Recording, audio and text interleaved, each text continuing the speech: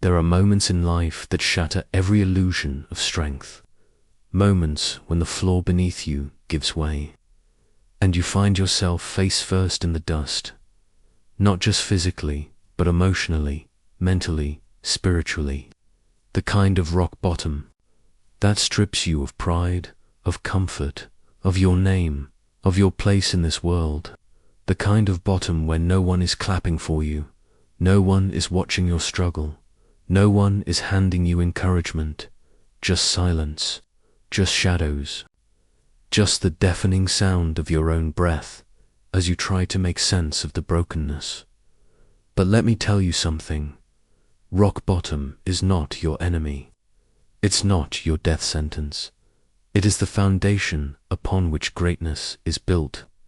It is the solid ground where all the illusions are burned away, and what is left is only truth, raw, painful, honest truth. And in that honesty, something divine happens. In the ashes of despair, in the cracks of our humiliation, a seed is planted. A seed of purpose, a seed of destiny. There once was a man, not a king, not a warrior, not a scholar. He was a beggar. A man discarded by society, ignored by crowds, bypassed by opportunity. Day after day, he sat on the same street corner, tattered clothes hanging from his bones, his hands outstretched, not for greed, but for survival. People passed him by like he was invisible, like he was nothing more than a stain on the concrete. Some tossed him a coin, others a look of disgust. Children were pulled away from him, warned not to look at him, as if poverty were a disease that could be caught through pity. He sat there, not just in physical poverty, but in emotional desolation, not just hungry for food, but starving for purpose. And when he slept, if he could call it sleep, he didn't dream. He didn't have the luxury of dreaming. He only had memory. Memories of when he once had a name, once had a father who believed in him, once had a future he thought was possible. But one by one, life took those things away. People think rock bottom is a moment, but sometimes rock bottom is a long, slow fall. A fall that begins with loss, spirals into isolation, and ends with despair. And the worst part is not when others stop believing in you. The worst part is when you stop believing in yourself. When you look in the mirror, if you can even bear to, and see not a man but a mistake, a waste of space, a shadow of what could have been, but the beauty of rock. Bottom is that there's nowhere lower to go. And that means every direction from there is upward. It means the enemy can't push you any further. The whispers in your head that said you're nothing, you'll never make it. This is who you are now. Those whispers have no new words to say. They've run out. You've heard it all. And in that silence, when even your inner demons are done speaking, that's when a new voice starts to rise. It doesn't sound like thunder. It doesn't echo like applause.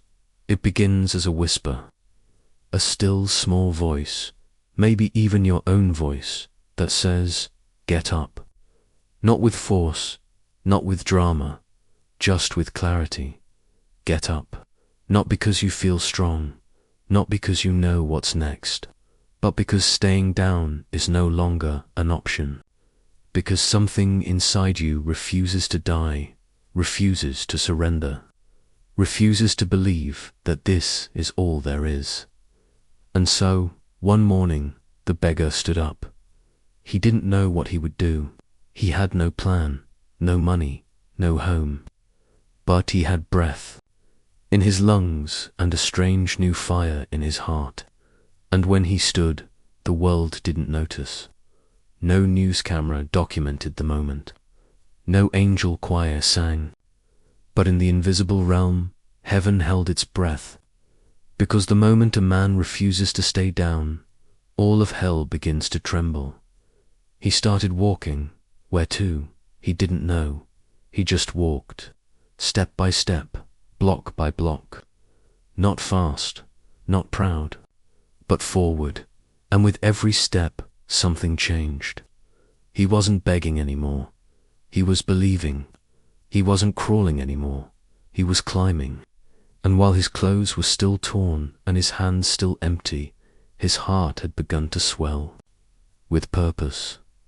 That's the miracle of rock bottom. It doesn't just humble you, it purifies you. It strips away all the things you thought you needed, all the things the world said were necessary, status, image, approval, and it leaves you with something unbreakable, grit, hunger, purpose. Conviction. The beggar found a warehouse, abandoned, leaking from the ceiling, rats crawling across the floor. Most would have seen filth and danger. He saw shelter. He saw opportunity. He began to clean it, day by day, with nothing but his hands and his will. He spoke to no one. No applause, no reward. Just labor, just faith, just forward, and in time. That place, that broken, forsaken place, became his temple, his workshop, his empire in the making. He didn't know how to build businesses, but he knew how to build hope. He didn't know how to lead a team, but he knew how to inspire, trust, and little by little, others who had hit their own rock bottom started to find him, drawn not by marketing, not by promises, but by something real, someone who understood pain, who understood struggle, and who had the courage to rise anyway. The empire he built wasn't just made of concrete and steel. It was made of people. People who had been broken, discarded, overlooked. People who were hungry for more than food. They were hungry for meaning. And this beggar, now a leader, fed them, not just with bread, but with belief. You see, the world teaches us to chase success, to avoid failure, to fear pain. But the truth is, pain is the path, failure is the fire that refines you, and success, if it comes too easy, too soon, can become your greatest curse because it builds ego instead of endurance. But rock bottom gives you roots. It teaches you who you really are when everything is stripped away, when no one is looking, when the only audience is God and your own weary heart. And when you rise from that place, no force on earth can stop you, because you've already lost everything and lived. You've already tasted the bottom and survived. That makes you fearless. That makes you unstoppable. Some of you listening today are in that place. You're in your rock bottom. Maybe no one knows it. Maybe you smile in public, keep it all together, show the world your filtered life. But inside, you're crushed. You feel forgotten, and you've started to believe that maybe this is it. Maybe life just didn't work out for you. But hear me clearly. This is not the end. This is not your final chapter. This is the foundation. And what you build from here can be greater than anything you ever imagined. But you must get up. Not tomorrow, not next year. Now, even if it's shaky, even if you have to crawl, even if your voice trembles and your eyes are filled with tears, get up, because you are not your failure. You are not your past. You are not your pain. You are a builder in the making. You are a king in disguise, and this rock bottom, it's your launching pad. This darkness, it's the soil where your purpose will bloom. The beggar could have stayed on that street corner. He could have died in anonymity. No one would have blamed him. But he chose to believe in something greater. He chose to believe that even a life shattered by loss could be rebuilt into something glorious. So I ask you, what will you do with your rock bottom? Will you let it define you, or will you let it refine you? Will you lay there and wait for someone to save you, or will you rise, even if no one is watching? Because the truth is, salvation doesn't always come in the form of rescue. Sometimes it comes in the form of revelation, the realization that the very thing that tried to bury you is the thing that will raise you. The beggar didn't wait for a miracle. He became one, and so can you. You see, an empire is not a kingdom of gold and glass towers. It's a legacy of lives changed because you refused to give up.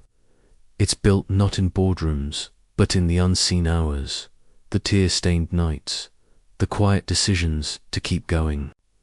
It's carved out of your pain, your perseverance, your private victories that no one will ever see, but heaven sees.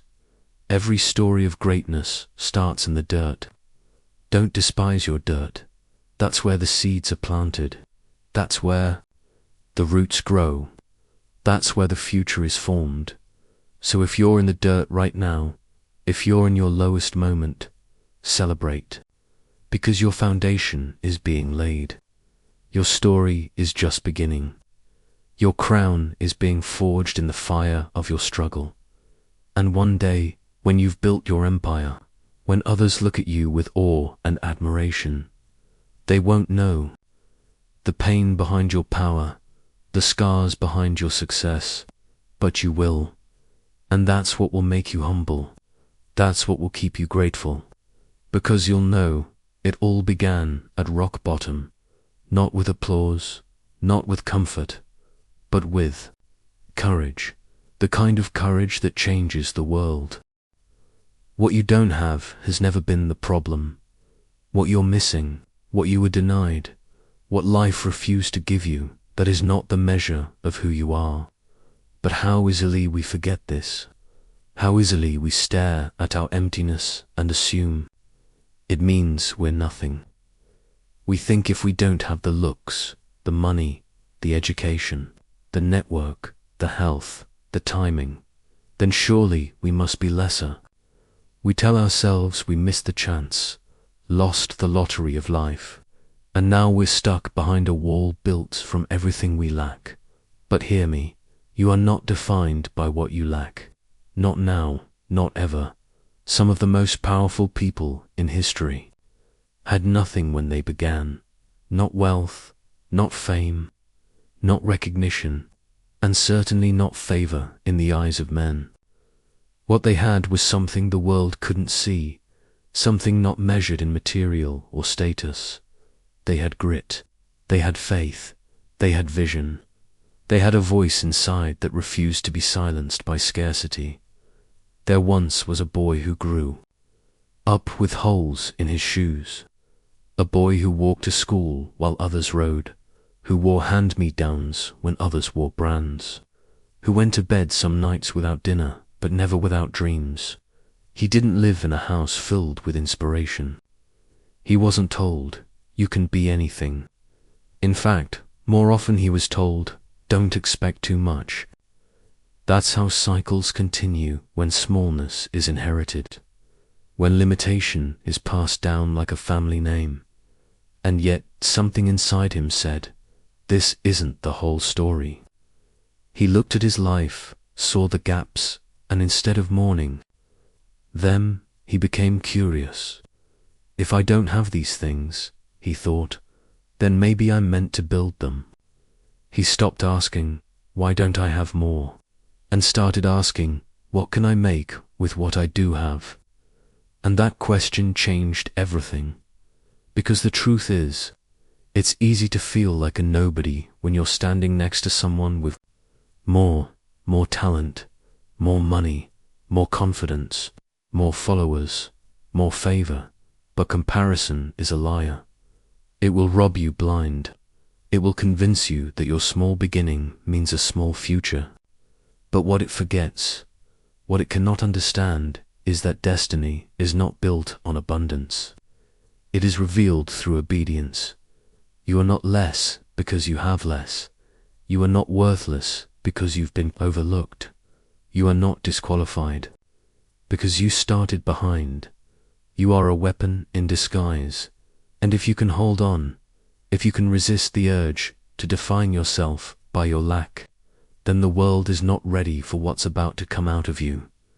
There was a time the beggar in our story didn't even know what his own voice sounded like anymore. People passed him like a statue.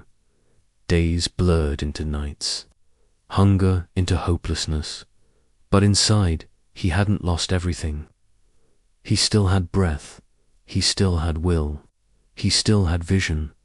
Blurry, fragile, yes, but alive, and that's all you need. He didn't have a name that opened doors. He didn't have mentors or investors. He didn't have clean clothes or a warm bed, but he had his hands. He had a mind that could still imagine. And most of all, he had a choice: to let what he lacked define him, or to let what he was refine him. And when he stood up, not with riches, but with resolve, he began to see that he was not poor at all. The world had labeled him a beggar, but heaven saw him as a builder.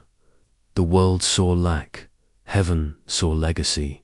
You see, what you carry on the inside is more valuable than anything you could ever hold in your hands. Purpose will take you further than privilege. Conviction will last longer than credentials. And hunger, real, deep. Soul hunger will outperform talent every single time. It's easy to get discouraged when you see others run ahead while you're still stuck in place. It's easy to question your worth when doors stay closed and your phone stays silent. But listen, sometimes delay is not denial. Sometimes heaven holds you back because it's still sharpening your edge. Because the future you're about to build requires more than charisma. It requires character, and character is born in the furnace of lack. It is forged when you pray and nothing moves, when you try and fail, when you give and receive nothing in return, when you love and are betrayed. That kind of pain, that kind of loss, it breaks something inside, but not in the way you think.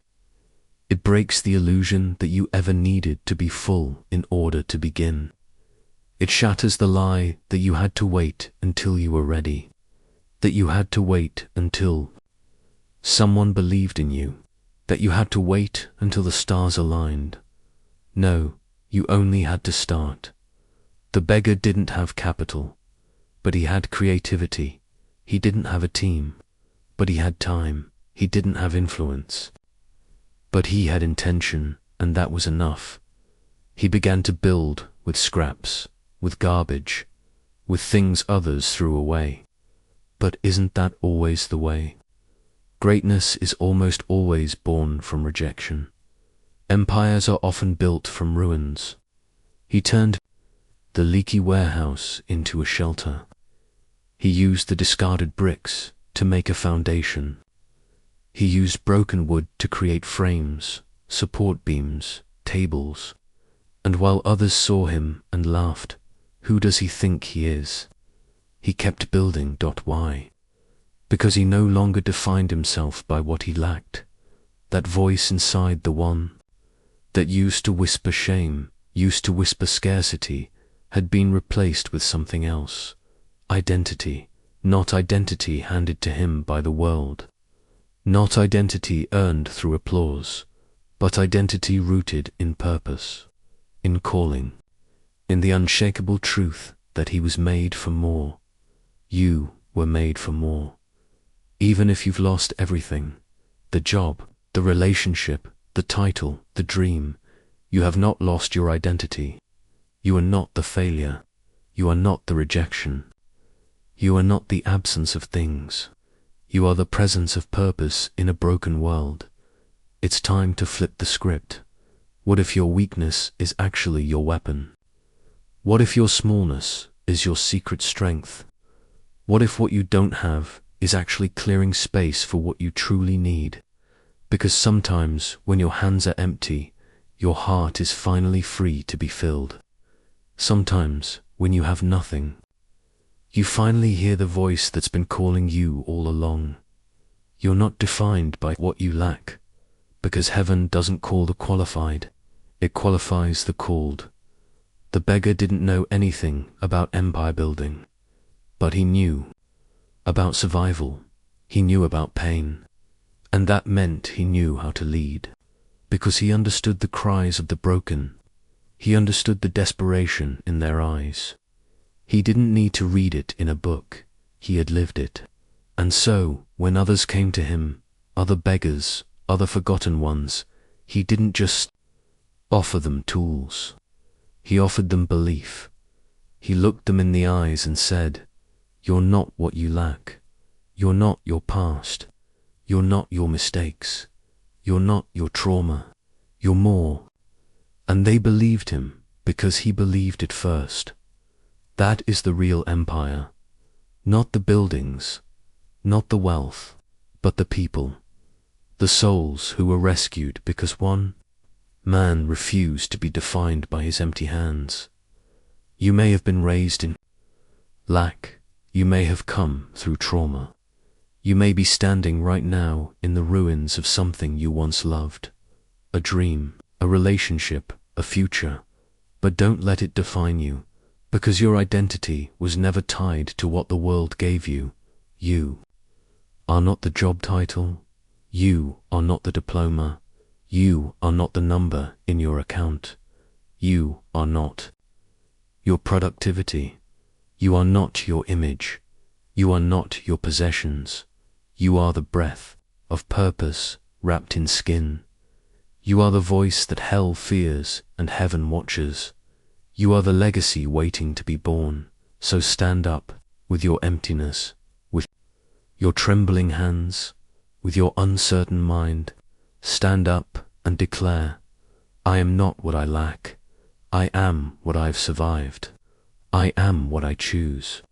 I am what I build." Because you're not defined by what's missing. You're defined by what's rising, and something is rising in you. Even now, so build from the ashes, from the dust, from the fragments of your broken expectations. Build with what you have, not with what you wish you had, and you will see not one day, not someday, but now that your life is not a tragedy, it's a testimony, a declaration that you are more than the world thought you could be, that what you lack cannot limit what God has placed in you, that your emptiness is not your end, it is your entrance. So, take the first step, build, believe, begin, and never, never let the lie of lack write your story again. There are things in life that won't make sense until you look at them through the eyes of faith.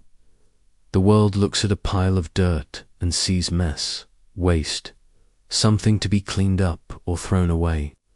But faith looks at that same pile and sees the beginning of something sacred.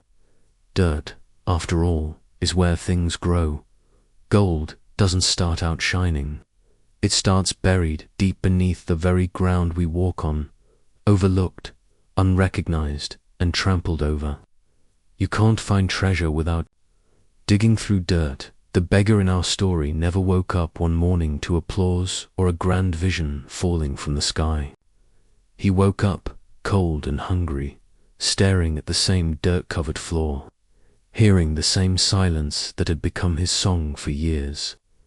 But something inside of him had changed, not because his surroundings had improved, but because something had awakened in his spirit, and that something was faith. Faith is not some poetic idea. It's not just a warm feeling in your heart or a sweet line in a song. Faith is fire. It is the audacity to believe that your reality does not get the final word. Faith is defiant. It looks at the facts and chooses to believe anyway. It sees the dirt, the mess, the loss, the lack, and whispers, "This is not the end. This is the beginning." When the beggar found that abandoned building, it wasn't a gift, it was a ruin. The roof was caved in. The floors were cracked. The walls were stained with years of decay. It smelled of death and mold and everything society had cast out. No one else would have dared to step foot inside. But Faith walked in. He had no blueprint. He had no crew. He didn't even have proper tools. Just 2 hands and a heart that refused to believe that the story ended in the gutter. That is where it starts, not with resources, but with resolve. Faith doesn't need proof. Faith creates. Proof. He knelt in that dirt, and instead of cursing it, he honored it, because he knew the truth. This wasn't filth. This was foundation. He began to clear the space, not with bitterness, but with reverence. Because he wasn't just cleaning a floor, he was making room for a future. And every swing of his arm, every scrape of his hand across the broken boards was a sermon.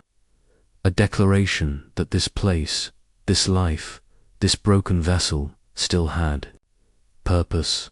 Every drop of sweat said, I still believe. Every sore muscle said, I'm not done yet. Every morning he chose to return was a testimony that faith had taken root in his bones. You see, faith is not just belief, it's belief. In motion, it's belief with dirty hands and blistered feet. It's belief that bleeds and still keeps building. It's belief that gets no recognition but still shows up every single day. And that's the kind of faith that turns dirt into gold. The world would have laughed at the beggar if they had noticed him at all. What's he doing? He's crazy. Doesn't he know who he is? But he didn't care. Faith doesn't need permission. Faith doesn't wait for approval. It moves when everything says wait. It speaks when everything says be quiet. It builds when everything says give up. And so he built, one wall at a time, one nail at a time, one prayer at a time, and over time that broken place began to transform. The light started coming through the cracks, not just physically, but spiritually. It became a refuge, not just for him, but for others, other broken ones, other forgotten ones, other outcasts, who saw not a building, but a man who had believed the impossible and dared to make it real. Faith is contagious like that. It spreads, it ignites, it awakens. And what started as a beggar cleaning a ruined space became a movement. People who had nothing, people who had no name, began to gather, not because there was food, not because there was shelter, but because there was faith in the room. And where there is faith, there is fire. There is future. The beggar now, a leader, never pretended he had it all figured out. He wasn't pretending to be a savior. He was still wearing scars, still walking with a limp. But faith doesn't require perfection. It only requires obedience. And he obeyed the voice that told him, build anyway. That building, the one the world abandoned, became a house of restoration. People were fed, families were rebuilt, businesses were born, dreams were revived, not because there was gold in the bank, but because there was gold in the belief. You see, faith doesn't wait until you feel strong. It shows up in your weakness. Faith doesn't ask you to pretend. It invites you to surrender, to say, I don't have the plan. I don't have the answers. I don't even know how this ends. But I believe there's more. That's where the transformation happens, when you look at your own dirt, the pain, the trauma, the mistakes, the failures, and you stop seeing it as evidence of shame and start seeing it as the soil of destiny. That's when things change. That's when gold begins to rise, because dirt is where seeds grow, and faith is what waters them. So many people wait for the right moment to begin, the right connections, the right funding, the right health, the right mood, the right clarity, but faith doesn't wait. It moves first. It's not about timing, it's about trust. Faith says, I'll start with what I have. Faith says, I'll believe before I see. Faith says, I don't need to know how, I just need to know who. Because the truth is, your dirt is not a mistake. It's not a punishment. It's not the sign that you've failed. It's the invitation to begin again, but this time with faith. Think about it. The greatest stories ever told began in obscurity, in barns, in caves, in deserts, in prisons, in ashes. That's not a coincidence. It's a pattern. It's proof that the most sacred things are born in the most unlikely places, and faith is the key that unlocks them. The beggar wasn't trying to become a legend. He wasn't chasing fame. He wasn't chasing riches. He was chasing redemption. And that's why it worked. Because his foundation wasn't built on ego. It was built on humility, on gratitude, on faith, and faith, my friend, is more powerful than any degree, any dollar, any status, because faith creates what nothing else can. It turns dirt into gold, not instantly, not easily, but undeniably. And years later, when the empire was built, when the rooms were filled with people being restored, when the world finally took notice, they asked him, how did you do it? And he smiled, not with pride, but with peace. And he said, I believed when there was nothing to believe in. I built when I had nothing to build with. I trusted when I had no reason to trust. I walked by faith, not by sight. You can do the same. Maybe all you see right now is dirt. All you feel is broken. All you have are wounds and ruins and whispers of a dream you're not sure you even believe in anymore. But hear this, your dirt is holy ground. And if you'll plant your faith in it, if you'll dare to believe that something beautiful can rise from it, you will see gold, not just wealth, but worth, not just success, but significance, not just results, but redemption. You don't need perfect conditions. You don't need people to believe in you first. You don't need to feel confident. You only need to believe, even if your hands are shaking, even if your voice is trembling, even if the tears are still falling. Believe, because faith has never needed perfection. It only needs a willing heart. So today, right now, look at your dirt, all of it, the mess, the losses, the moments you wish you could erase. Look at it then. Speak this truth over it. You are not the end of me. You are the beginning. And start to build, one step, one act of obedience, one brick of belief at a time. And before long, you'll see what the world never expected to find in a life like yours, gold. There's a moment in every life when the facts scream louder than your faith, when everything around you is stacked against you, when your circumstances speak a language of defeat. The bank account is empty. The doctor says it's too late. The people you thought would stand with you have walked away. The opportunities you were hoping for have passed you by. And all you're left with is a life that doesn't look like the promise. That's where most people stop. That's where most people lower their eyes, accept the reality in front of them, and settle. Settle for less. Settle for what they can see. Settle for what they think they deserve. But that's not where greatness lives. That's not where purpose is born. Because while your circumstances may shout, your vision can still whisper. And if you've got the courage to listen to the whisper, you'll find that vision speaks louder than circumstances ever could. The beggar in our story had every reason to quit. Every voice around him said he was nothing. The people walked by him daily and saw only lack, only failure, only filth.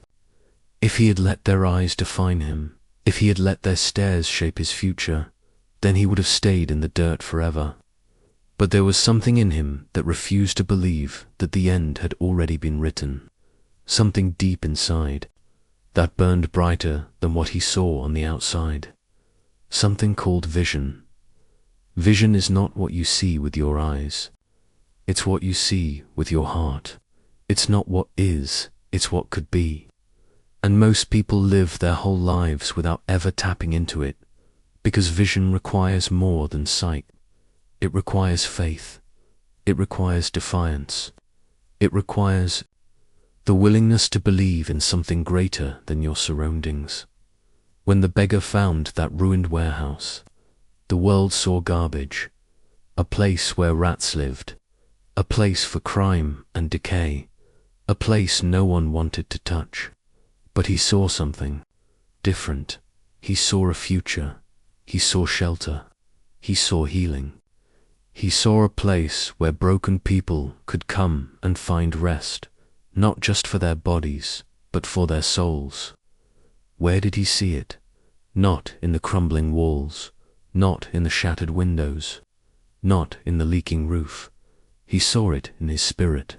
Vision gave him eyes to see what wasn't there yet, and that's what separates those who rise from those who remain. Circumstances tell you what is. Vision tells you what can be. Circumstances say, this is all you'll ever have. Vision says, you haven't even begun. Circumstances say, you're too late. Vision says, right on time. Circumstances say, it's over. Vision says, this is the start. So the beggar picked up a broom, not because the dirt was gone, not because the building was ready, but because he had already seen the finished product in his heart. And once you've seen it on the inside, no one can stop you on the outside.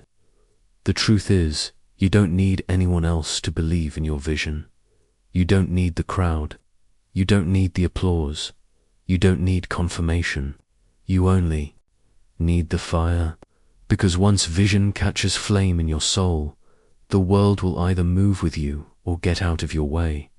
He worked alone, no fanfare, no praise. He fought discouragement. He fought fatigue. He fought fear. But the vision was louder. When his stomach growled, the vision reminded him, keep building. When his hands bled, the vision whispered, you're closer than you think. When doubt crept in like a shadow, the vision pushed back with light. The beggar started using things people threw away. Discarded wood, broken metal, rusted nails. He took trash and turned it into treasure. How? Because vision transforms how you see everything. What looks like waste to others becomes a tool in the hands of someone who can see purpose. He didn't wait for perfect conditions. He didn't wait for supplies. He built with what he had, because he knew what it could become. And here's what you must understand.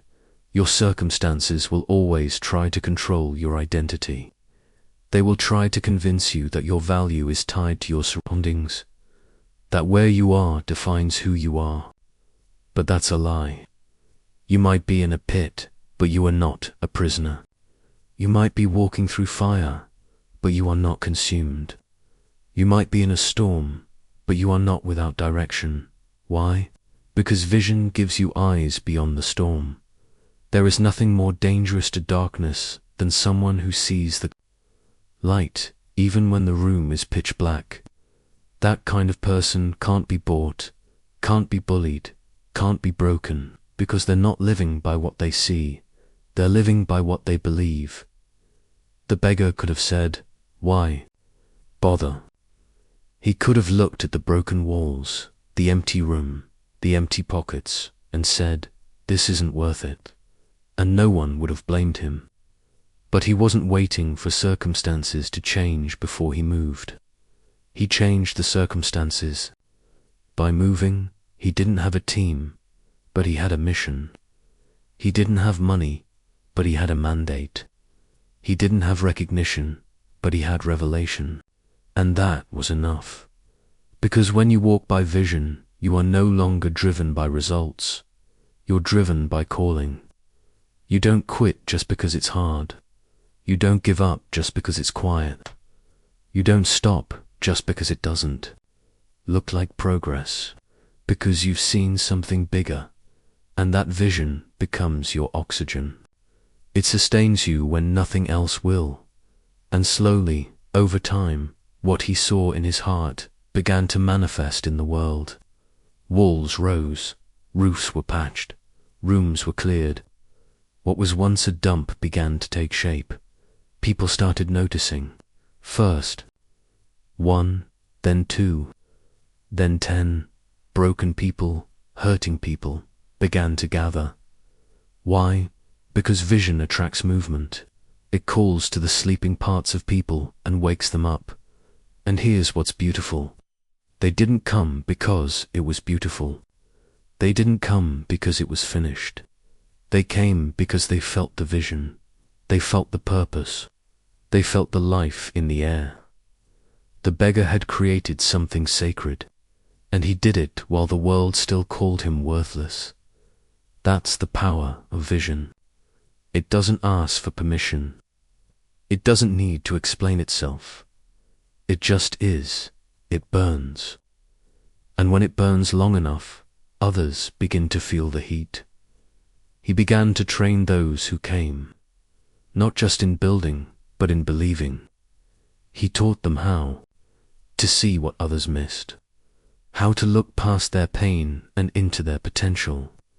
He showed them that they were not their wounds, not their history, not their labels. He taught them to see, and slowly they began to carry the vision too. What started in the heart of one man spread like wildfire into a community, a movement, an empire. But the buildings were not the empire, the people were, the vision was, and long after the beggar, now a founder, now a father to many, had built and finished, he would look out and smile, because what he saw on day one, what he saw when no one else could see it, had become real. Not because it was easy, not because it happened fast, but because he refused to let his circumstances speak louder than his vision. And so I ask you, what are you allowing to speak louder than your vision right now? Is it fear? Is it debt? Is it the opinions of others? Is it the silence, the rejection, the failure? All of those things may be loud, but they are not final. They may echo through your mind, but they are not your truth. Vision is your truth, and it's time to turn the volume back up. You have something inside of you the world hasn't seen yet. A story, a gift, a mission, a movement. But it will never come forth if you keep bowing to your circumstances. The bills, the pain, the delay, all of it is real. I won't pretend otherwise, but it's not bigger than the fire inside you. And the moment you stop letting your surroundings decide your future, everything changes. So take that step. Pick up the hammer, write the page, start the business, record the song, apply for the grant, walk into the room, knock on the door, not because it looks easy, not because you have all the pieces, but because you've seen something in your spirit that no one else has seen yet. And when they ask you, why are you doing this? You can look them in the eye and say, because I've seen something, and I refuse to unsee it. That's how change begins. That's how empires are built. That's how legacies are forged. Not in perfect circumstances, but in vision that refuses to die. Rising alone is a story the world loves to tell. The hero who beats the odds, the underdog who proves everyone wrong, the lonely warrior who climbs the mountain while others fall away. But that is not the full measure of greatness. The true test of a life well lived is not just that you climbed out of the pit, it's that you reached back down and pulled someone else out with you, because there's a kind of success that shines only for a moment. And then there's another kind, The kind that spreads, the kind that heals, the kind that multiplies. That kind of success doesn't die with a man. It lives on in every person he touched, in every soul he restored, in every dream he awakened. The beggar knew pain. He knew loneliness. He knew what it felt like to be stepped over, looked through, ignored, forgotten. He knew what it meant to be invisible to the world. So when he arose, when he finally stood on his own 2 feet, when the building was no longer just a broken shell, but a place of strength, he didn't close the doors behind him. He opened them wide, because he remembered. He remembered what it felt like to sit in the cold and wonder if life would ever change. He remembered the ache of hunger, the sting of rejection, the weight of despair. And that memory became a mission. He knew that if he could rise, others could too. He believed it not just with his mind, but with his whole being. And so he didn't stop with himself. That's the power of transformation. It doesn't end with you unless you choose to keep it to yourself. But if you let it flow through you, if you take what you've learned and use it to heal others, then you become more than a survivor. You become a builder of lives. The beggar began to gather people, not the powerful, not the rich, not the influential. He gathered the broken, the ones who, like him, had been cast aside. They came with addictions, with records, with scars, with shame. They came with the labels the world had glued to their backs. Failure, thief, addict, dropout, loser, nothing. But he didn't see those labels. He saw stories. He saw seeds. He saw reflections of himself. Not the man he had become, but the man he once was. And that gave him the patience to stay with them, to pour into them, to show them a different way. He didn't preach with lofty words. He didn't demand perfection. He led with his life, with his work, with his scars. He let them see the cracks. He let them see the past. He showed them that rising didn't require being spotless. It required being willing. Some came skeptical. Some came angry. Some came out of desperation, but one by one they stayed. Because in that place, in the presence of someone who believed in them, they began to believe in themselves. The beggar didn't just offer food or shelter, he offered dignity. He looked them in the eyes and said, "You are not your past. You are not your mistakes. You are not what they called you. You are more than this moment. You can rise." And something miraculous began to happen. The man who once had nothing began to build a family out of misfits, a tribe out of outcasts, a community out of the crushed. He gave them tools, yes, but more importantly, he gave them trust. He gave them responsibility. He let them work beside him, not beneath him. He said, "This is not my empire. This is ours." He taught them how to clean, how to build, how to manage, how to create. He trained them not just in skill, but in purpose. He didn't hide the struggle from them, he shared it. When things got hard, they all felt it. When victories came, they all rejoiced. He created something rare in this world, a space where people could fall and still be welcomed back. A space where growth mattered more than perfection. He had no business degree, no leadership seminars, no blueprint, but what he had was priceless. Empathy born in pain, and love that refused to be selective. He knew that broken people don't need pity, they need power. They need someone to remind them that their life is still a story worth telling. That their worth was never gone. It was just buried under layers of lies. And so the empire didn't just grow in walls and roofs. It grew in hearts. It grew in second chances. It grew in lives, reclaimed from darkness. He found a young man once trembling, homeless, high, ready to give up. The world had written him off. Society had nothing left for him but judgment and jail. But the beggar, the builder, saw himself in the boy's eyes, and so he said, "Come with me." Not prove yourself, not earn your way, just come. And that one invitation changed everything. That young man found purpose in service. He found joy in discipline. He found healing in the company of others who understood his pain. And in time, that boy became a leader himself, a mentor, a builder of others. That is the fruit of lifting others. It multiplies. It doesn't just restore one person. It creates a chain of healing. And that's how you know you've done something eternal. When your life outgrows your own body. When your story lives in the mouths of those you've helped.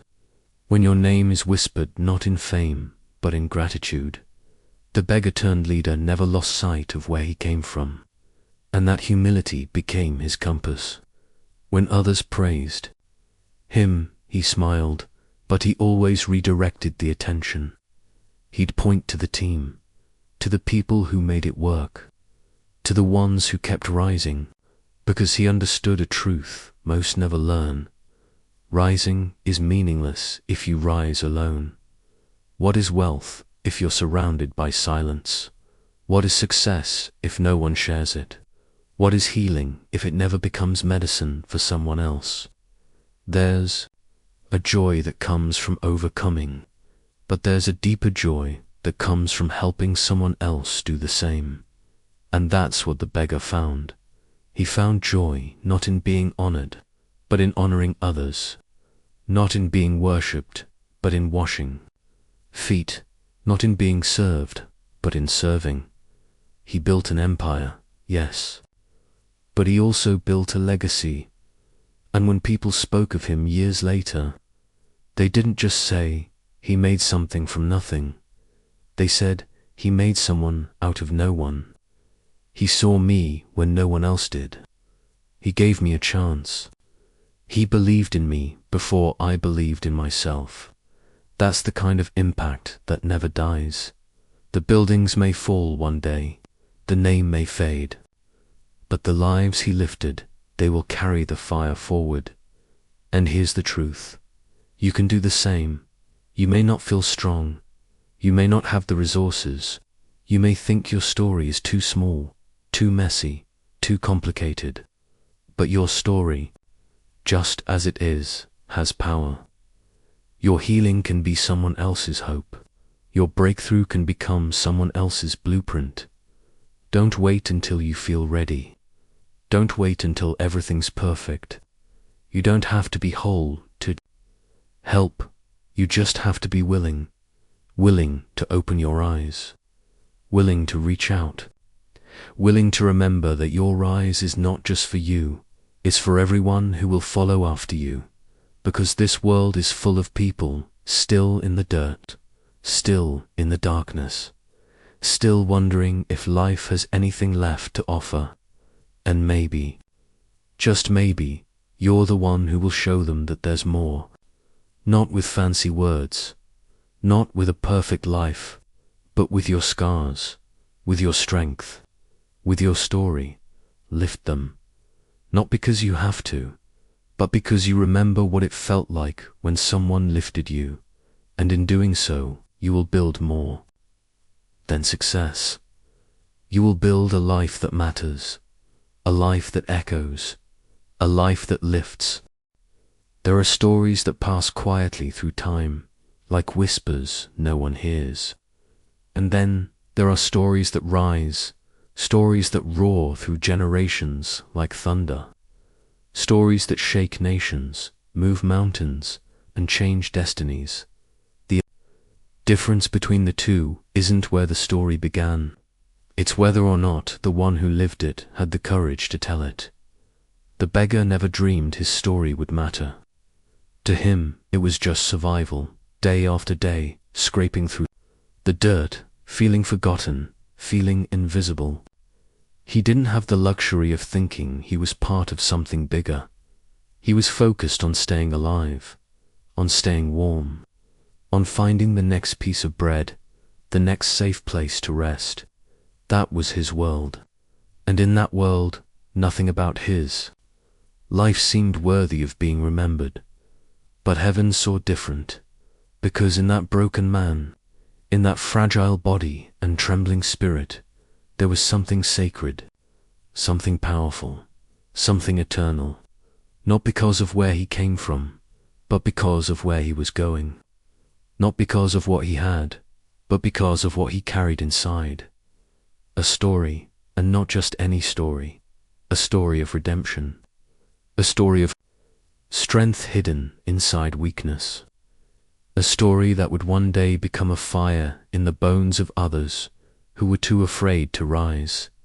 He didn't know it at first. Whoever does, when you're walking through the fire, all you feel is the burn. When you're buried in the dirt, all you taste is dust. But somewhere in that darkness, something started to stir. A voice, a whisper, a spark. Something that told him, this isn't the end, this is the beginning. That's how world-shaking stories begin, not with applause, but with silence. Not with triumph, but with torment. Not with spotlight, but with shadows. And yet, that's where the greatest power is born. Not in the perfect, but in the shattered. But that power doesn't do anything until it's released. There are people who go through hell and come out the other side, and never speak of it again. They bury the pain, thinking that silence is strength. They lock their journey behind walls, afraid that if they open their mouth, they'll be seen as weak, as broken, as unworthy. But what they don't realize is that their silence is robbing someone else of hope, because somewhere out there is a soul walking the same path they once walked. Somewhere, someone is sitting in the same dirt, fighting the same demons, feeling the same despair, and they need to know that survival is possible, that healing is real, that the fire doesn't have to consume you, that ashes are not the end, but the start of beauty. The beggar didn't become a leader because he was loud. He became a leader because he was willing to tell the truth, willing to show the scars, willing to say, this is where I've been, but it's not where I'm staying. And that confession became a revolution. People listened, not because he had authority, but because he had authenticity. He wasn't repeating what someone else said. He was speaking from the fire. And that's a voice you can't fake. That's a voice that carries weight. That's a voice that breaks chains. He didn't tell his story to be admired. He told it because he knew someone else needed it. He didn't sugarcoat the pain or glamorize the struggle. He told it raw, told it real, told it with the kind of honesty that makes people weep. Not because it's sad, but because it's true. And the more he spoke, the more others began to speak too. That's the miracle of a story unleashed. It unlocks other stories. The young woman who thought her past made her unlovable heard his voice and realized she wasn't alone. The man drowning in shame found the courage to reach out, because he heard someone else name the darkness he couldn't. The addict on the brink of ending it all paused, just long enough to hear the words, "You are not beyond redemption." And in that pause, in that breath, lives were saved. That's the weight your story carries. You don't need to be famous. You don't need to be flawless. You don't need a stage or a platform or a microphone. You just need to be honest, bold, willing to risk being seen, willing to speak even when your voice shakes, because your story might be the only light someone sees this year. It might be the rope someone grabs in their free fall. It might be the bridge between despair and deliverance. And what if you never told it? What if the beggar had stayed silent? What if he had hidden behind his success, dressed up his past in lies, pretended he had always been strong? He would have gained applause and lost his power, because it wasn't the empire he built that shook the world. It was the testimony that fed it, the story of how he rose, not on gold, but on grit, not on privilege, but on perseverance, not on luck, but on grace. He taught with his life. He led with his journey. And in doing so, he raised up an army of voices, each with their own fire. That's how nations are shaken, not by celebrities, not by politicians, but by the once-forgotten, by the wounded who refuse to stay silent, by the broken who turn their pain into purpose, by the quiet ones who finally say, I will no longer be afraid of my own voice. You may not think your story matters, but that's only because you've been lied to. The enemy of your soul would love nothing more than to keep you silent, to convince you that your past disqualifies you, that your failures define you, that your pain is pointless. But nothing could be further from the truth. Your pain is a megaphone. Your failures are fuel. Your story is sacred. The beggar didn't rise because he was better. He rose because he stopped hiding. He stopped running. He stood still, looked at the ashes of his life, and said, I will not waste this, and neither should you. There is someone right now who is waiting for the sound of your survival, someone who needs to hear how you made it through, someone who needs to know that you didn't die in that place, that you came out stronger, that you came out wiser, that you came out still standing. You may think you're ordinary, but your story is not. Your story carries fingerprints of divinity. Your story holds seeds of transformation. Your story is a map for the lost, a compass for the confused, a light for those in darkness. You don't have to write a book. You don't have to speak to thousands. But if you live out your truth, if you carry your story with courage, you will change the atmosphere around you. Your children will walk taller, your friends will find healing, your community will wake up, that the ripples will go farther than you can see. And years from now, someone may stand on a stage, or behind a pulpit, or in a quiet room with one other soul, and say, I'm here because someone told me their story. Someone showed me that healing was real. Someone proved that rising was possible. Let that someone be you. Let your life speak louder than your fear. Let your pain preach louder than your silence. Let your healing shout louder than your shame. The beggar built an empire, yes, but the empire wasn't the goal, it was the byproduct. The real revolution was in the hearts awakened, the voices freed, the dreams resurrected, and it all began with a story. Yours can too.